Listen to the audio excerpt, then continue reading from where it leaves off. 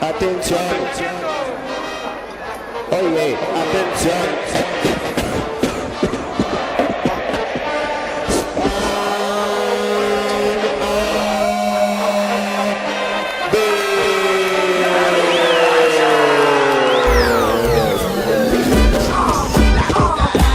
Cannabis Week starts Monday, March 17th on the Russ Belville Show and 420radio.org. Join me, Gordon Green, as I bring you all the happenings from the largest cannabis expo in the world, Spannabis 2014 in Barcelona, Spain. Daily reports, all access interviews from Jorge Cervantes, Danny Danko, European personalities like Cannabis Cure UK and the Dope Fiend, and many more. All here with me, Gordon Green, starting Monday, March 17th on 420radio.org and the Russ Belville Show.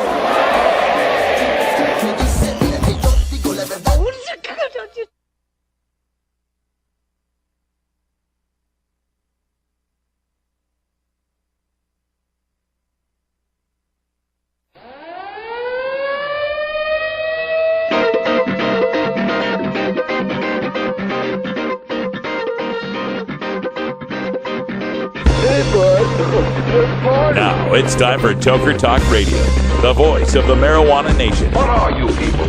On dope? Where you can toke. I inhale frequently.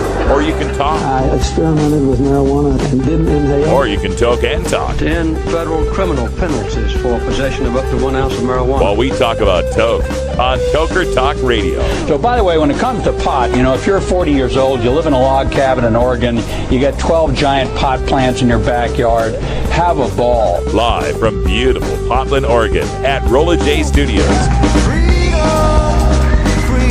Hey, this is great. Just not cannabis. Plus your calls live at 971-533-7111. They're walking on their pants with their cap on backwards, listening to Enema Man and Snoopy Poop Dog. What's to keep somebody from getting all potted up on weed and then getting behind the wheel? Gateway theory doesn't work. It's a reality. Holland, is it real? Don't tease me. We're locking up people that take a couple of puffs of marijuana, and the next thing you know, they got 10 years. And now, here's your host, the guru of ganja graphics, the sultan of sativa statistics, and the worst nightmare of a reefer mad prohibitionist. A polite, perspicacious, productive pothead with a propensity for PowerPoint. Radical Russ Belville. We got Brian the Red in the studio today. Radical Russ is out in Georgia.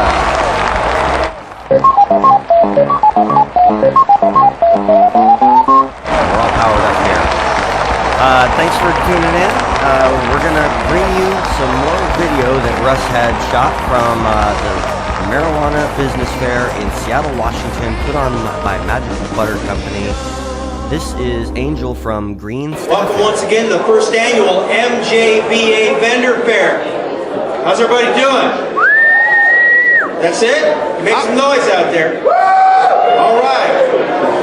Our next speaker is from Green Staffing Solutions. They find the right fit for your cannabis business locally. I can't even read this. I need glasses. Angel Swanson from Green Staffing Solutions.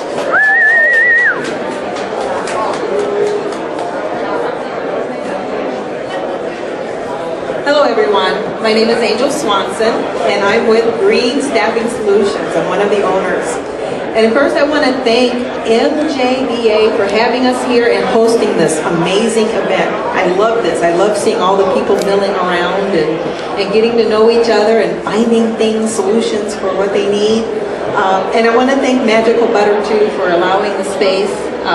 We love this space. It's beautiful. I think it's perfect for this. Okay, so I was watching Jay Leno the other day and he made a joke. And it was funny, but I'll tell you. So it goes, San Francisco hosted the first cannabis job fair. The keynote speech was jobs and how to avoid getting one. And I thought to myself, yeah, that's funny, but no, not really. Because the truth of it is that if you want to work in this industry, you have to be passionate about it. And in the candidates that we've received so far, and we're close to 300 at this point, they are passionate. They want to be in this industry, and they span the gamut of people who are looking for good jobs for work, from bankers and CPAs to truck drivers, from kids just out of high school who know how to trim to just everyone. Botanical, we have some PhD botanical folks on our rosters. It's amazing are the people that are applying. So Green Staffing Solutions came about because really it's a natural evolution in this industry. We need to get serious about the business of business. And oftentimes we are viewed as stoners. And I've even had people ask me today, how do you know you're not going to send me stoners to work in my store? And I say to them, well, it's not any different than a bartender. You don't have a bartender sitting there chugging all day, at least not a good one. And you wouldn't have someone in your shop smoking all day. It just doesn't, it's not a good fit. They can't think clearly. It doesn't work out well. So as we get down to the business of doing business, I think that candidates that come out and candidates that we send to you will be well qualified for what you're looking for. Next slide. We can find the right fit for your cannabis business. One of the things that I hear the biggest question is, well, what happens if I don't like them? Well, you may not like them. The idea here is to find the right fit. So when you call us for a quote and we send you candidates and you tell me or one of my staff what it is that you're looking for, we will send you 3 candidates that you interview yourself and you decide on who you would like to have. Now if you're looking for a permanent placement person, then maybe we'll send you more than 3. Next slide. What we offer are 4 different categories basically of employment. We offer temporary staffing. So if you were to call us and say, hey, I just need tomorrow, I need like 10 people to get down here right now and trim plants. I can send you 10 people to come down and trim plants. You obviously don't need to interview them. You just need 10 guys to show up who know how to operate cutters and who are honest. We also have direct to hire, which is my favorite level of employment. It's kind of, think of it as try them out before you buy them. You get to take them on a test drive and see if they work out in your company. See if they work for your culture in your company. Permanent placement. Permanent placement works really well for your front office people that you want to retain for a long time. These people are going to have a higher skill set, higher skill level generally. And then consultant referral. We do that. We've already placed an architect. We've placed a couple of consultants with people who just need these folks for their expertise in their area who are 420 friendly. Next slide. We offer help for all elements of the cannabis business. Agricultural grower support. So if you need people just to come in and help you repot plants, moving dirt around, pulling off fan leaves. We have folks that know how to do that.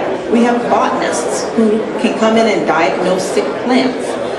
All of those kinds of things that a grower would need in additional help. Processor labor operations. That is such a wide range. And I really don't like the way the state labeled that, but it is what it is. And so from BHO blowers to chemists to people who trim, all of those folks who are processors, we have them on staff already ready for you. And they come with high levels of skill. And that's something that I'll talk about a little bit more is how we do our assessment of those folks. Retail support, cashiering, stock room, stocking, all of those kinds of things.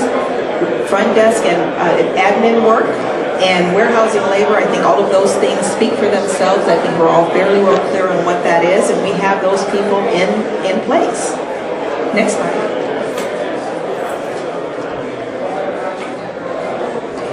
So most businesses can use an extra set of hands to handle a big project. I just talked about maybe a trimmer who has a large garden who needs to harvest. And so when you have a surge in business like that and you're reluctant to hire on a full-time staff to do that, because let's face it, you're only going to harvest, most of you, every once a month or so. You don't need a full staff for that. You just need to bring people in regularly for that. A staffing agency like us, we can provide temporary employees to help with a wide variety of those types of tasks. Working closely with us, a hiring manager can ensure that your workers possess the needed skills, education, and experience to meet the needs of your company. And that's what we do when we assess our people. We do math assessment, we do language assessment. If they have a higher skill set, we do check those referrals. We do take a look at the finished work to make sure that they actually have that skill set. Green staffing, next slide. We do provide the screen candidates who are in line with what you need. So if you call me and tell me you need a driver, I am not going to send you a baker who has a driver's license. That's not what's going to happen. You're going to get a driver. You're going to get someone who knows how to follow a route and get from place to place. Our understanding of both temporary and permanent employee retention and team building processes from the top to the bottom will ensure that we provide the right people for you. And let's face it, if you're using us to find your staff, this frees you up to do other things that need to be done, other than trying to find some guy who you know can follow a map. Next slide. Improve productivity. Hiring in temporary workers to handle work overload can prevent employee burnout of your full-time staff. So let's say your full-time staff, you've already got them in place, they're friends, they're family, they're people that you've already identified, and you're opening for your first day or your first harvest, and you discover that there is so much more work than you really thought needed to happen. We can send you people to help alleviate some of that stress, some of that workload. Because what happens is when people become overworked, they think they're undervalued. They become less motivated. They work more slowly. And we find that if we lighten that load just a little bit, it is worth your money to not pay a full-time employee to feel unmotivated and unwanted. This can also help you decrease mistakes that can be made in productivity. It can help increase absenteeism, because if you have somebody who's working for you full-time that thinks that they're not valued, they're going to call in all the time because they don't want to be bothered today. They're too tired, they don't want to come in because they know what's coming. By bringing on extra staff to handle that extra workload, full-time employees can continue to focus on their main job, the thing you hired them to do, while maintaining their productivity. This is my favorite part, try before you buy. This is the temporary to permanent hire tier of employees. These are the people that we send you. You get to try them out for a while, see if they work, see if they fit in the culture of your company, see if they work well with others within your company. You don't like them, we send you someone else for you to interview to see if maybe you would like to have someone different. So you're not hiring somebody and trying to figure out how to phase them out later. Work with us and we work with you to find that right fit. Next slide. Decreasing costs. This is most business owners' favorite part of this. How do I save some money? We pay you pay us, we pay all employment taxes, we pay all of their benefit. If they are full-time with us, we pay all of their benefits. By doing this, you can decrease your overall costs in employment. You're not paying those taxes out. It's all rolled in. You don't have to deal with any of that. Temporary staff people that are employed by us, they're employed by us, not by you. You're just contracting them. This can decrease your overall cost of the employee as the business does not have to provide benefits to a temporary staff member. In addition, bringing in temporary staff may reduce other overhead costs such as overtime for regular people. So you're not paying any overtime. While the full-time hour costs may be more than the per hour cost for a full-time employee, temporary staff can be used as needed without a commitment to a 40-hour work week, regardless of if the work exists or not. So if you've got someone on staff full-time and you don't have anything for them to do, you're paying them. If you use us, you only pay them when you need them. And that's one of the real key benefits there for temporary staffing. Next slide. Here's another cost-saving benefit. Avoid unemployment claims. If you don't have the need to fade someone out, you don't have to worry about them filing unemployment. It's a pretty cut and dry thing. It's something that we handle if they work full-time with us. So those are costs that you can save. This can reduce overall operating costs for the business, as the unemployment claim rate of the business will not be raised due to letting go of temporary staff. Human resources costs may also decrease as managers will not be spending multiple hours dealing with unemployment claims and the Department of Labor. So you yourself are going to save some hours, save some time in bringing in your temporary staffing. Next slide, please. Increasing your flexibility. Temporary employees allow businesses to use staff as needed. So again, only when you need them, you call us, we send them. Temporary employees can be brought in to cover the vacation of an employee who is absent for the day or on maternity leave, for example. Many staffing agencies, we can provide employees in a variety of disciplines to meet all the needs of your business. So the business then has the flexibility to use the services of us as needed, whenever it is a few hours, whether it's a few hours a week or on a full-time basis. Next slide, please. So some of the key benefits of using us, Green Staffing Solutions, we're local. We're not national. We're not all over the place. We know what's happening in this state. For example, we know that the law that was going to pass for medical this weekend did not go through. It died. Yay! Happy news. So we're local. We know what Washington residents need. We know our Washington resident businesses. We know where everyone is. And you have that advantage in us. We're affordable. We don't have huge overhead that we need to have you pay $15 an hour for a $10 employee. It doesn't work like that. So you will be able to save some money in that respect. So we're perfect for the small business and the startup company. Flexible. We adapt to you. As you grow, we help. And that's what will make us, I think, stand out a little bit more. Just a couple of plugs for us. We got some media attention over the last month or so. We were featured on Como News about 3 days ago. We were in AOL Jobs last month. We have been featured in the News Tribune this week. And the happiest news is that we're partnering with the ACLU. And we've been working with them and the Project for Racial Disparity in placing minorities and women and veterans, reaching out to those folks, especially those disenfranchised folks, and bringing them in. And we're very, very, very, very proud of that. So, next slide. So if you would like a quote from us, obviously there's nothing that you have to do. If you just ask for a quote, it doesn't expire or anything like that. You can call us, let us know what you need, let us quote you. And either I will do that or my sales director, Nicholas, will be in touch with you. On our table is a little sign-up sheet, and that is just if you would like a quote, we'll reach out to you Monday, Tuesday, and find out what you need and how we can help you. And that's it for me today. Thank you so much for having us. You guys have a great day.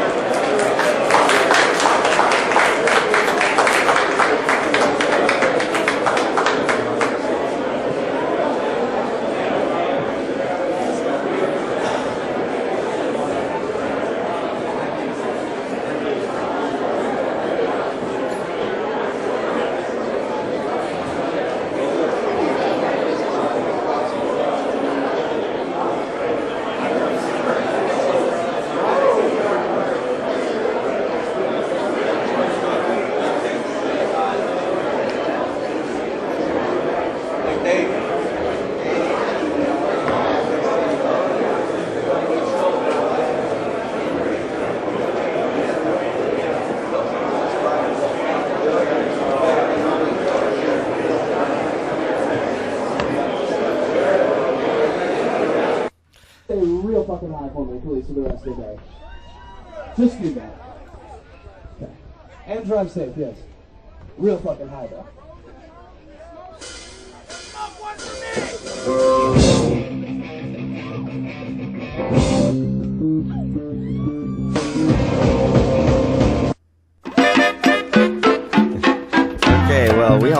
that sound means. It's 420 somewhere. So, thanks again to Russ for making it out to the Marijuana Business Fair there. That was Angel from GreenStaffingSolutions.biz. When we come back, we'll have another vendor presentation from an LED lighting company. Stay tuned. Let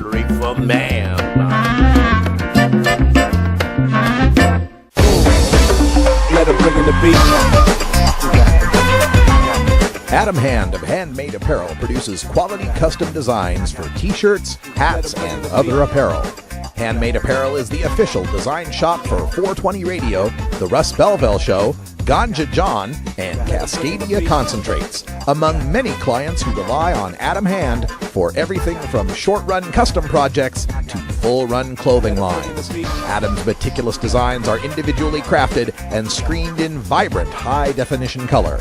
Visit handmadeapparel.biz to browse the selection of handmade gear or to get a personal quote for your own designs. Handmade Apparel, a proud supporter of 420radio.org.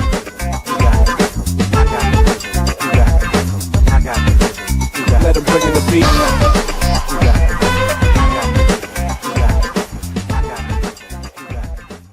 Toker Talk Radio, starring Russ Belville from Portland, Oregon. Wednesdays at 4 p.m. Pacific on 420radio.org. It's because it's energetically more beneficial to create red photons than blue photons, because you get more red photons per watt than you do blue photons per watt. But you do need to have blue in the spectrum for plants. Blue is the component in the spectrum that keeps the plant short. It affects the internode elongation in the plants. Next slide, please. Okay, so I'm talking about commercial grow LED technology, and I'm not going to focus much on retail types of technology, because there are LED fixtures in the retail space that I'm not going to address. I'm going to address commercial only in this particular presentation. So the key features for commercial LED grow technology include the features you need to be looking for are at least 50% energy savings. And that includes the energy savings to the fixture, as well as the energy savings that you achieve through the reduced heat produced by the LED fixture.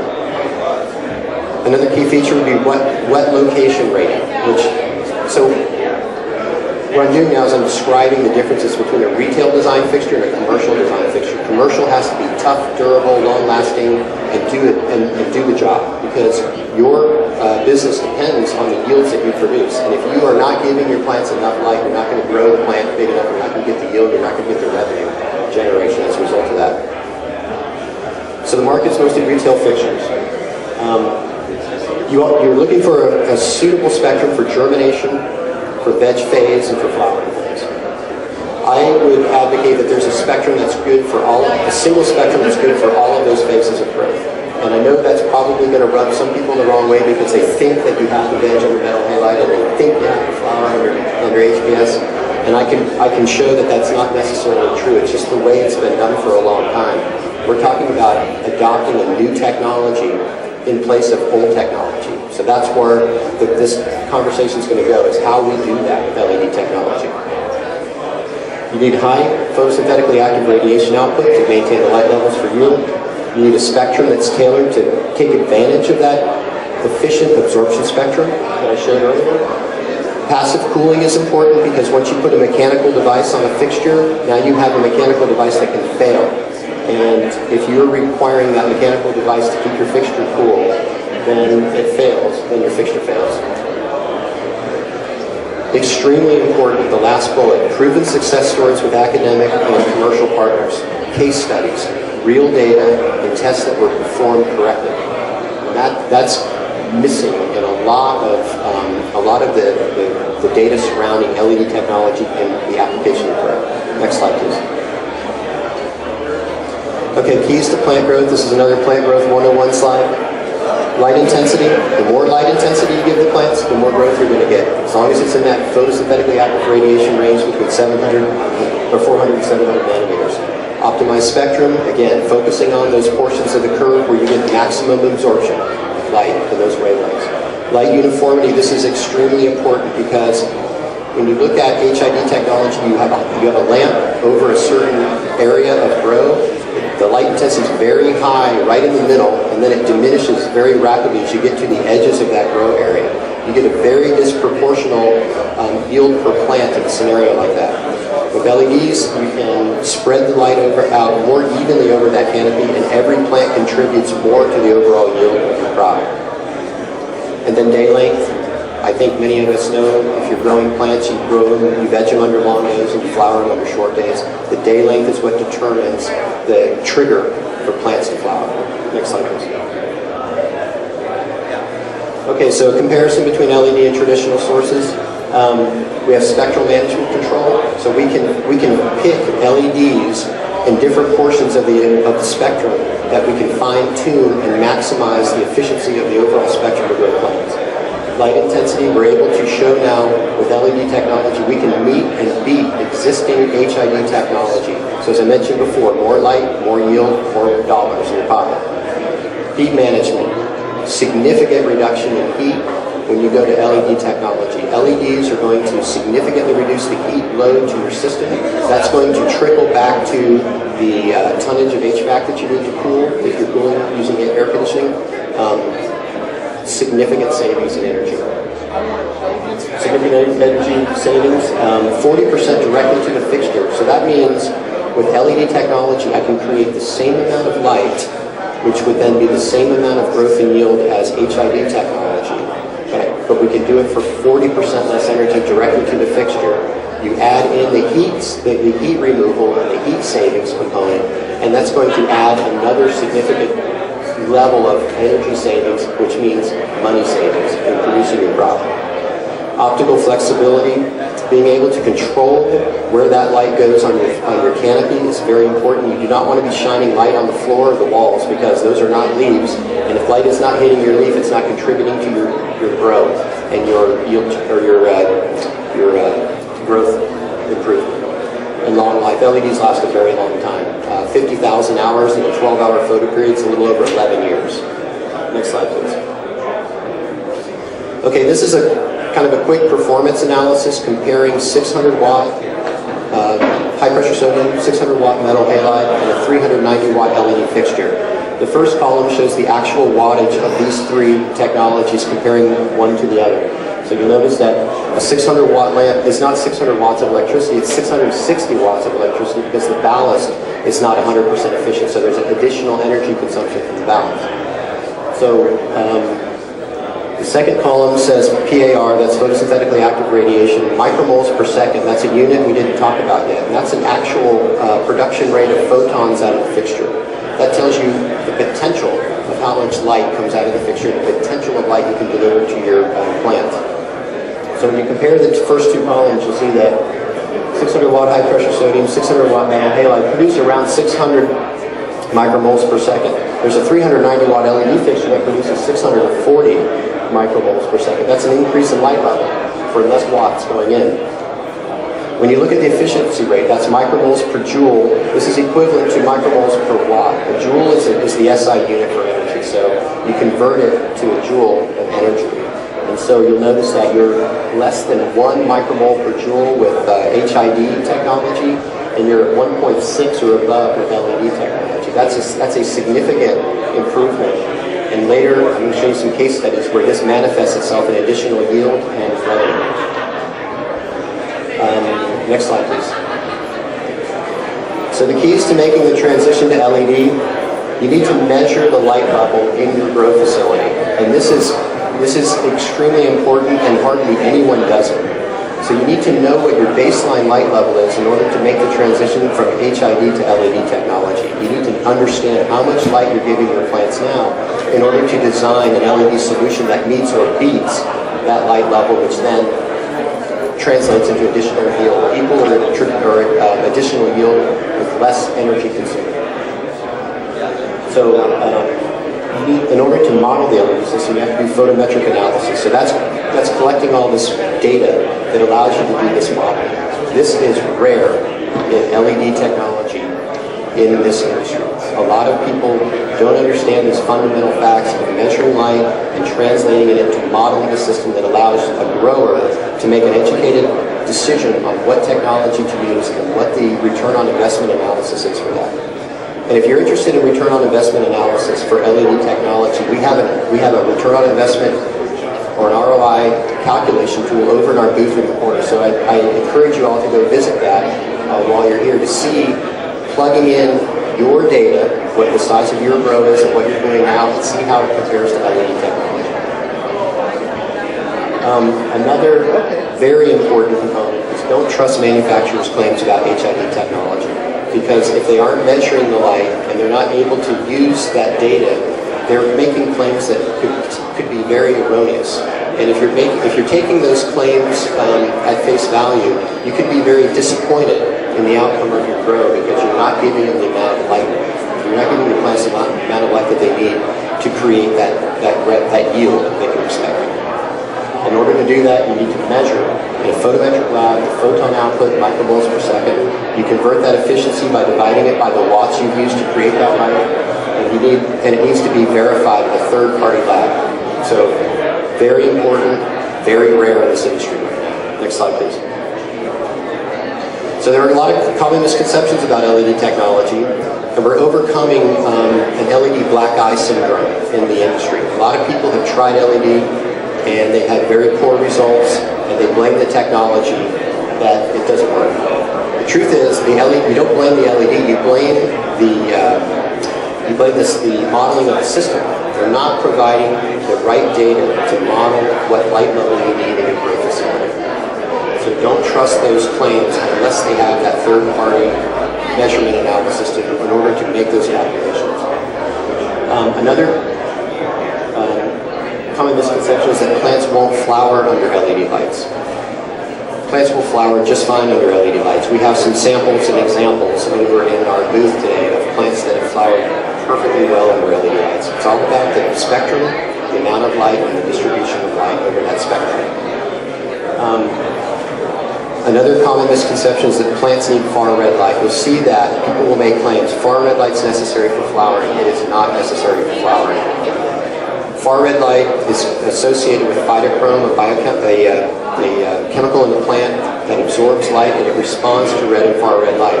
But photoperiod is what triggers flowering in the plants, not the spectrum. That's very important. And people will make claims that it does. Next one, plants need UV light. UV light is below 400 nanometers. It doesn't contribute significantly to photosynthesis, so it's not adding to your yield, but it could be very important in improving the quality of your product because high energy photons will cause a reaction in the plants that could raise the chemical profile of the plant. So secondary metabolites are produced in lighting stressful situations for plants. So UV can be important. And another common misconception, plants need an electric light source that simulates sunlight. That's absolutely false. Sunlight creates a lot of wavelengths of light that are outside that PAR range. And you're using watts to create photons of light that the plants can't use. That's absolutely wasteful. You don't want to do that. You want to focus the spectrum to be between 400 and 700 nanometers. Next slide, please. So red flag warning, this is, if you are looking at LED technology for your grow operation and you're evaluating different manufacturers' products, you're looking at spec sheets. Things to look out for on spec sheets are the things I mentioned before about the micromoles per second and the efficiency, the micromoles per joule. You need to have those two things on the spec sheet. If they don't have those on the spec sheet, you cannot make any determination of how that technology can be useful in your grow. Lumens are not the correct lighting units for plant lighting, and you'll see that a lot. People will say, this fixture has so many lumens, it's applicable for grow. It has more lumens than another technology. An example of that, lumens are measured based on the spectrum. The spectrum is important for the lumen measurement. If you have a high lumen fixture, for example, a 600 watt high pressure sodium has around 60,000 lumens, but you only have about 600 micromoles of PAR light in it. In comparison, an LED fixture where we've now maximized the efficiency of the spectrum you can see that the lumens are very low because there's not much green light in there. More green light, more lumens. More green light, less absorption by the plant. More green light, less yield. So there's 1/4, 25% of the lumens in the LED fixture, but you have more light that's useful for growing plants. So lumens are not the unit for light measurement for plants. Photosynthetically active radiation measurements directly into the fixture. I see this a lot. People will take an instantaneous measurement directly under the lamp and they'll report some very, very high ppf level. You have to consider the average light level over your entire canopy, and it doesn't take that into account. Individual LED wattage is not the way to rate the fixture. It should be the actual the actual wattage consumed by the fixture to create that light. So if someone has 100 5-watt LEDs, it's not a 500-watt fixture. It could be a lot less than that if you underdrive the LED. So you have to be very careful about looking at this data critically in order to make a good, sound decision on the LED technology that you choose. There's no magic growth spectrum. I mentioned that before. You just want to capitalize on finding wavelengths of LEDs with wavelengths that match those high absorption portions of that photosynthetically active radiation absorption. The grow area. If a fixture is expressed in ways, one fixture is good for a 4x4 area, that tells you nothing about the light level, it tells you nothing about the mounting height, it tells you nothing about the target efficiency. All of that has to be considered when you're incorporating LEDs in place of HID. So, on my soapbox now, demand from manufacturer spec sheets, these very critical and important units. Micromoles per second, which is the total output of the fixture. Micromoles per joule, which is the efficiency, the amount of light that you create per watt consumed. The actual fixture wattage, not the sum of the LEDs by how much they could potentially be driven. Average PAR levels over the grow area that's defined. An independent certified photometric lab analysis so that you have referenced data in order to feed into your model so that you can come up with a perfect solution for your growing. Most importantly, legitimate case studies. This is very weak in the industry right now with regard to partnering with academic institutions and commercial partners to validate the data that you've modeled. And we're in the process of doing that now, and I'll show you some examples of that. Next slide, please. Sorry. Next slide, please. All right, case studies. We are working with Utah State University Crop Physiology Lab, Logan, Utah, and they are providing a lot of the photometric analysis for us, as well as a third-party photometric lab in Georgia. And so we do a lot of testing with them. They're fitting this technology into their normal academic program, and we're getting the benefit of that, of the case studies that they're doing. We're doing work with Denver Relief Medical Marijuana Center in Denver, strain-wise, also in Denver, and Mapito, USA, and we have Eric from Mapito here over in our booth. So if you have any questions, you can ask him directly about his incorporation of LED technology into his growth. With Denver Relief, we've done 3 different strains, and with strain-wise, we've done 40 different strains in 2 back-to-back rows, and we'll show you the data for that. Next slide, please. So from Denver Relief, there's 2 tables here. The first one is a strain called Biodiesel, which is one of the highest THC ranked strains that High Times magazine measured. And the bottom one is a landrace sativa Durban poison that they grow. So if you look at the table, you'll see there's HPS versus LED in the 2 rows, and then the columns are the overall dry weight in grams converted to ounces converted to pounds. How much power it took to create that weight, the THC concentration, and now your efficiency in grams per kilowatt hour. So you see significant improvements in the efficiency and significant reductions in the power that's used to do that. So the 2 of those are related. For Durban poison, you see the same thing. There's an increase in the yield, there's a decrease in the wattage consumed, and a significant increase in the electrical efficiency of creating your crop for how many watts that you use. Next slide, please. Strain-wise is the second case study that we've done. 40 strains grown in 2 back-to-back studies. And I'm not showing all 40 strains here. I'm showing you ones that had direct HPS to LED comparisons. So in this case, you have dry bud weight per plant in grams for HPS for these strains. LED dry bud weight per plant. You notice that all the numbers are going up. The percent increase in yield from HID to LED, in many cases around 50%. There's a couple of really good ones here. 200% increase in yield. So when you look at the efficiency now, HPS grams per kilowatt hour, this is an extremely important metric. So you'll notice that in this case, this is very consistent with traditional grows, to be between about a half a gram and maybe 3/4 of a gram per kilowatt hour under HID lighting or high pressure sodium lighting.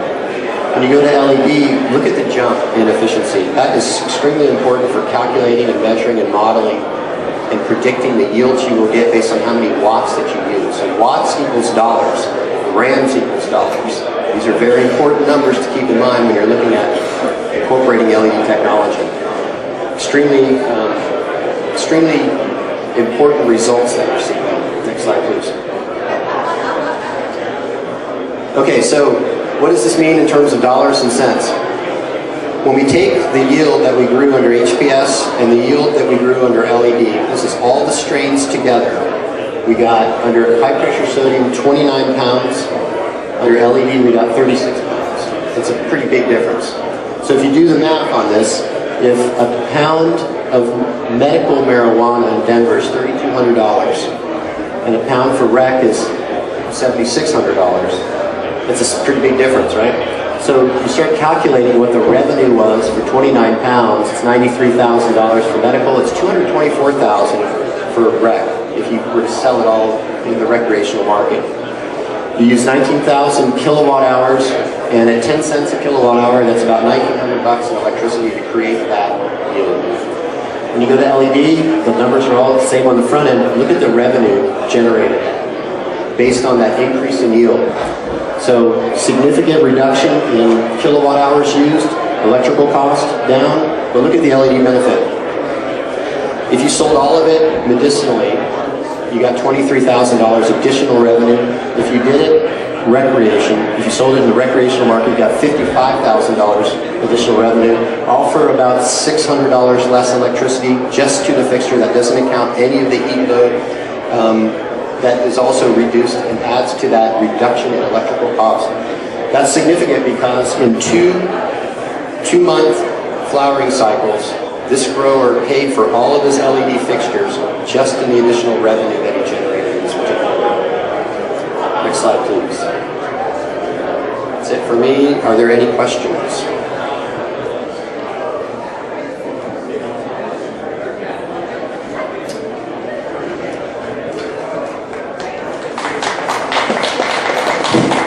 So you guys are thinking that is really cool, I want them, how am I going to pay for them, right? So the first answer is head over and check it out on the ROI calculator and figure it out for sure. But the second answer is Forever Green Indoors has relationships and is working with every single utility in the state of Washington. And most of them have promised rebates for switching to this land. So we can help you gather some of that money to help pay for these lights. So please stop over, talk to us, pick up our contact information. We can work with you, find out which utility you're working with, and see if they will help you pay for these lights. So, any questions? All right, come over and visit us. Thank you. All right, thanks to them. That Forever Green Lighting. Cannabis Outreach Collective is an alternative health and wellness option located in Gladstone, Oregon, that serves patients in the Portland area and beyond. We are a full-service alternative health and wellness collective accommodating patients with natural, organic, holistic, and homeopathic remedies, nutritional guidance, advice, education, and medical cannabis, fully in accordance with Oregon OMMP law. You can find out more about Cannabis Outreach Collective on Facebook at COC503 or by emailing cannabisoutreachcollective503@gmail.com or by telephone at 503-853-1319. Check out our menu on Weed Maps and visit Cannabis Outreach Collective today.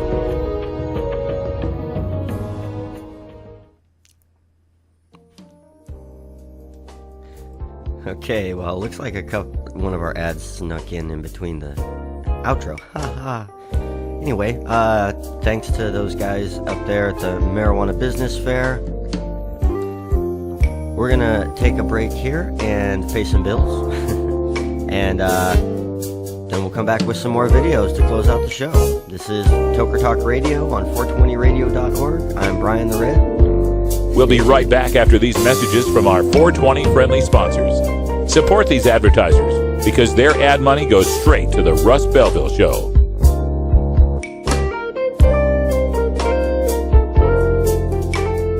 You're tuned into the Russ Belville Show, the voice of the marijuana nation.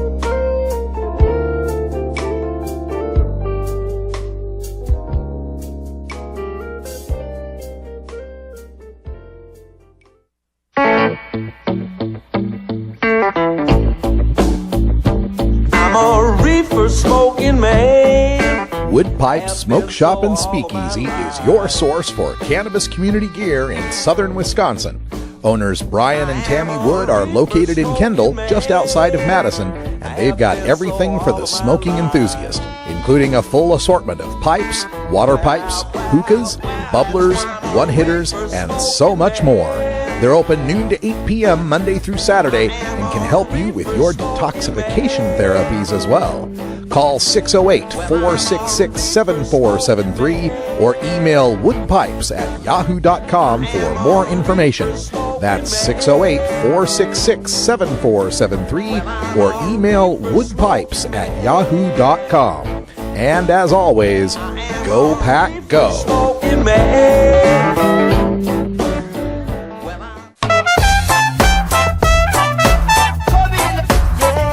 Support the Russ Belville Show. Text the word Russ to 420-420 and connect with the National Cannabis Coalition. You can also send $10 to the Russ Belville Show right from your smartphone. That's Russ to 420-420. In the afternoon, if I'm home, I smoke marijuana. You're listening to Radical Russ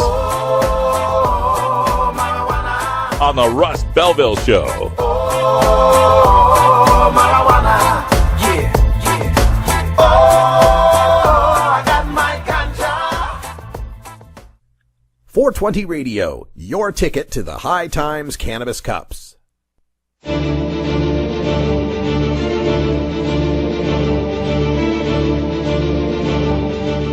There was one question that was voted on that ranked fairly high.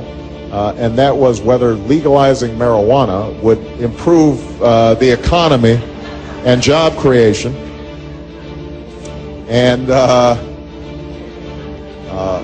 don't know what this says about the online audience, but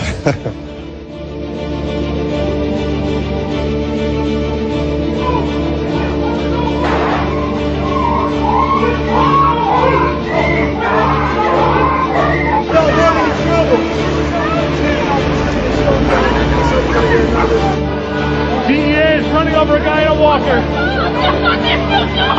My money.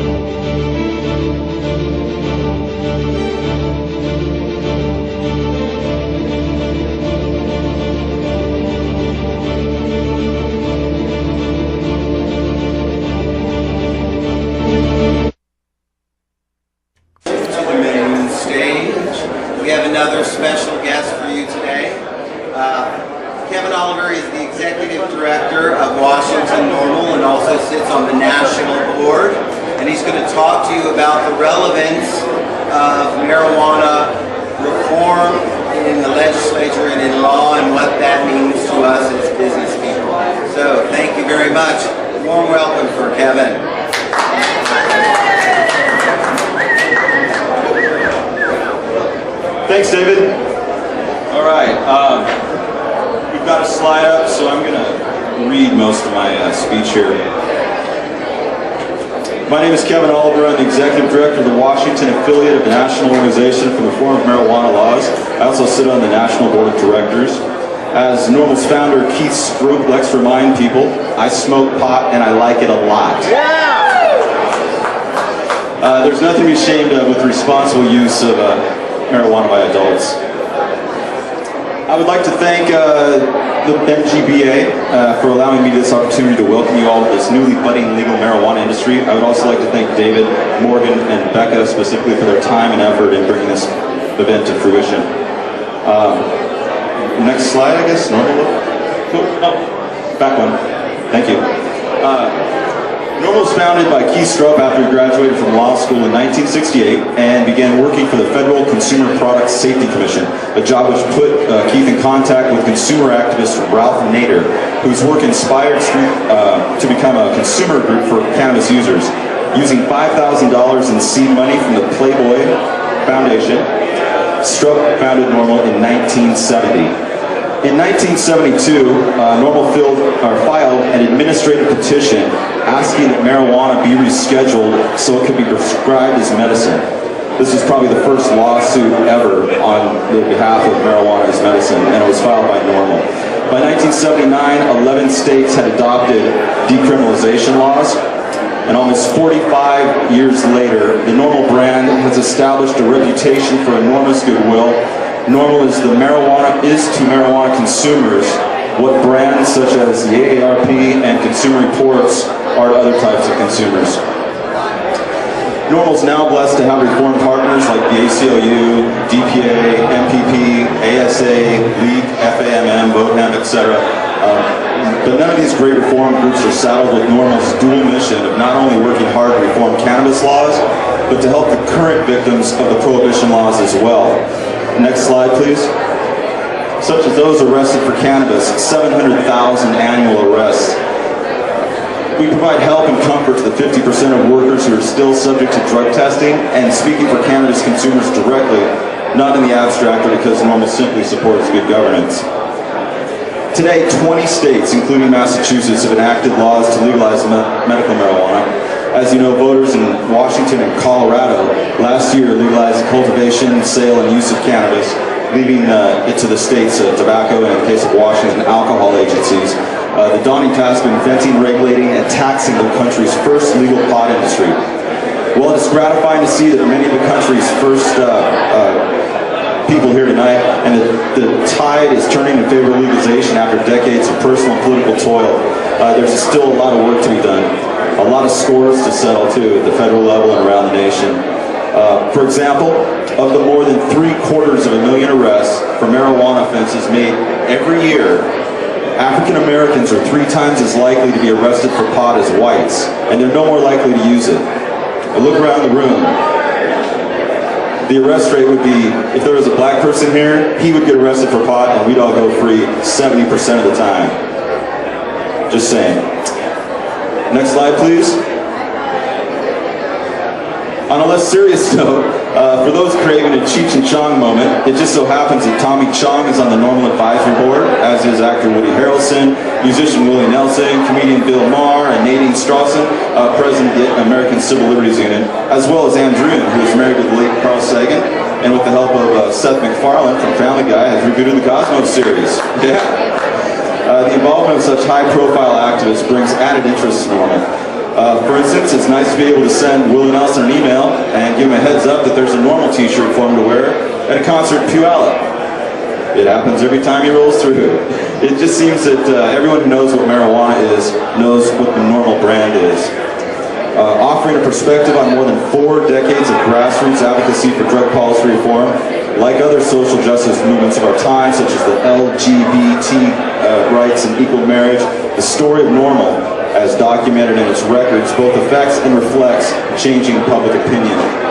Thanks to our Executive Director, Alan St. Pierre, since 2005, and Executive Director of the NORML Foundation since 1997, the archives of NORML, the oldest and largest marijuana legalization organization in the country, are now housed in the University of Massachusetts Amherst Library's Special Collections and University Archives. The hope is that dutiful Mass U grad students, as well as other interested minds, will plow through thousands of emails and reports to learn the genesis of the disputes, see the mediation process, and find out what happened that finally ended cannabis prohibition. And we're watching it right now. NORML's mission is to move public opinion sufficiently to legalize the responsible use of marijuana by adults, and to serve as an advocate for consumers to assure that they have access to high-quality medicine that is both safe, convenient, and affordable, high-quality marijuana. Next slide, please. Here in Washington, I-502 realized NORML's mission, and we are witnessing the end of prohibition. Since the election 2012, as you can see from the graphic, Americans' views on legalizing marijuana have changed dramatically, with a sharp intersection indicating an abrupt shift in public opinion in favor of legalization around the country and the world. Now, a lot of people ask, well, what the hell does NORML do? Everybody knows who they are. What was NORML's role in this change in Washington and around the country and the world? Well, specifically speaking of Washington 502, around 2008, Allison Holcomb, the primary author of the initiative, a friend on our advisory board, and of course head of the ACLU's drug policy here in Washington, went around and lobbied some people at a conference in San Francisco, including Rick Steves and Keith Straub, among others, and started talking about the idea of legalizing marijuana. Ultimately, the campaign became known as New Approach Washington, which NORML wholeheartedly endorsed at the national and state level. Now, as a 501c3, we can endorse and affect initiatives by process, but we cannot endorse candidates. NORML's Political Action Committee arm, however, can and does endorse candidates with both financial and media endorsements. Now, leading up to the election, is probably everyone who's in the industry as we know it knows, there was a lot of local tensions. If you know me personally, you're still my friend no matter what happened. But regardless, I have confidence that everything is going to work out okay. Philanthropists put this together. The people who put the largest amount of money into 502, of the 50% of that money that came from Washington State, are not interested in making a dime off of prohibition. The people who put in $1 million and $500,000, like Rick Steves and the River Styx Foundation, or even George Soros or Peter Lewis, none of those guys are interested in making any money off the legalization of marijuana. They did it simply to affect social change. And anybody who says any different, I would like to talk to you. And that's the reality of this. The people who gave the least money are some of the ones who have come out since the election and said they're going to make the most money. We're going to be the Philip Morris of marijuana. They didn't put a dime into the election. Maybe they didn't want to lose any money. I'm just saying, now that it's legal, they want to capitalize on it. So, again, the people who put this law together were not interested in money. They were interested in being social sculptures. All right, some well-pointed comments there from Kevin Oliver of Washington NORML. Thanks again to everybody out there who helps out with the network. No Thrasher Sports tonight because Russ is on the road. We should have more videos tomorrow if we can connect to Russ. Thanks again for tuning in, everybody. And for everybody here at the network, take care of each other, Tokers.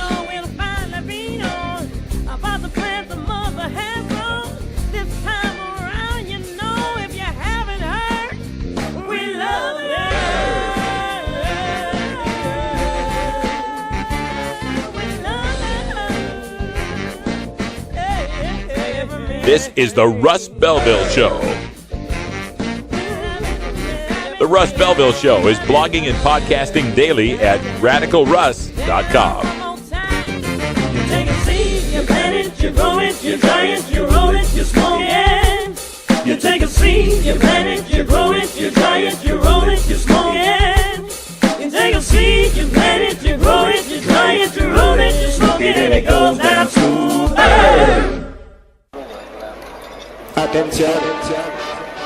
Attention.